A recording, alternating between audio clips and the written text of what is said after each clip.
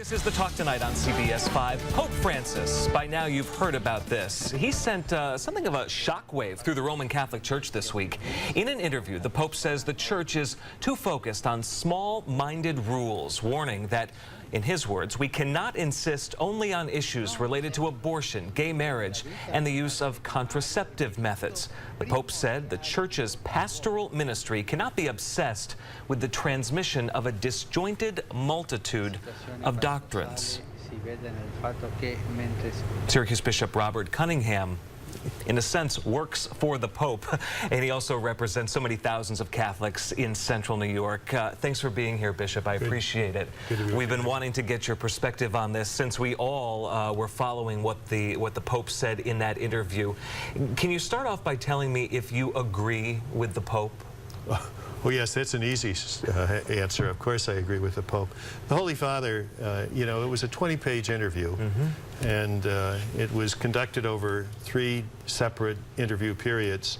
And he came up, and we have here a paragraph, which is part of 20 pages. So we have to always look at what the Pope has said and view it in context and the text. And I think the Holy Father here said that you know, we have to recognize the broad teaching of the Church in many different areas, and so we can't spend all our time concentrating on this, but we have to also share with our people and men and women of goodwill the joy of being a Catholic. Let's tick off the issues one by one that got so much attention. So let's start with gays. Gay people who are Catholic heard what the Pope said in this interview, and they felt good about it. They felt welcomed. They felt loved by a church that many of them believe had been not so kind to them. Is that how people who are gay and Roman Catholic should interpret the Pope's message? Well, I think the Church's teaching and homosexuality and everything has always been great reverence and respect for every human life, for any person created in the image and likeness in God, and we all are. So I think the Holy Father just expounded on the fact that all people should be treated and loved and respected as an image because they have been made in God's image and likeness. So why have so many people, whether they be gay, whether they be divorced, or whether they be women, felt and made some noise about this? Why have they felt that the Church sort of hasn't been on their side for some reason? Well, I suppose sometimes people, you know, always people hear what they want to hear, and I think the teaching of the Church is clear, and it remains clear, and the Holy Father has made that clear.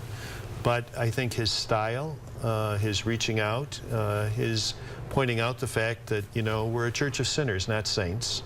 That the Church is a field hospital for the wounded. All things that he said in this. The Church isn't meant to be a small chapel, it's meant to be large and inclusive. So I think Pope Francis, in his style and his manner, is very much reaching out to others, but he's expounding the timeless teaching of the Church too. Bishop Robert Cunningham is sticking around as we continue on the Talk Tonight here on CBS 5. When we come back, the role of women in the Catholic Church. Is there room for a greater role?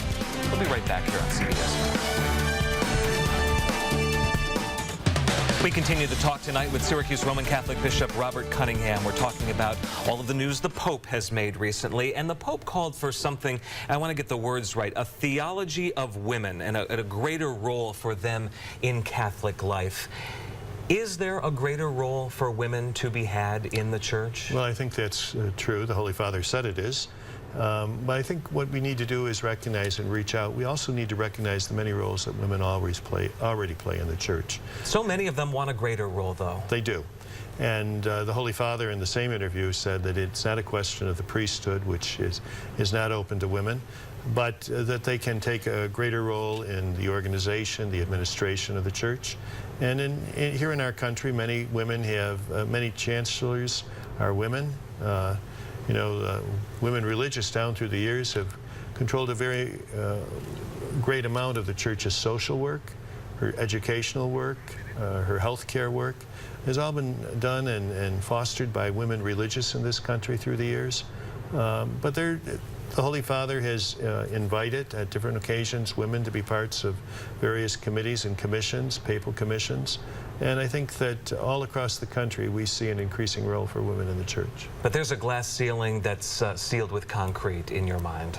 Well, I think the question of priesthood is closed, if that's what you mean. We have, in central New York, Catholics have watched the scandal come and to some degree pass. They've seen a pope now with words that, as you said, are about making the tent bigger and the church more loving than it is.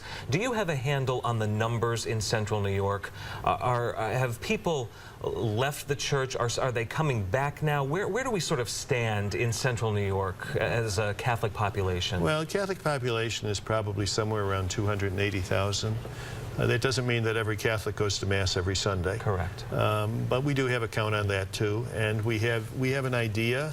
We do think that there are people who have left the church. There are people who are intrigued by Pope Francis and are coming back. There are people who come back to the church at different times in their life, at different moments. And I think we would just want to be there, as the Holy Father says, with mercy and compassion and a sense of welcome to always welcome them back. Bishop Robert Cunningham, I appreciate your perspective. Okay. Thanks for being here for the talk much. tonight on CBS 5.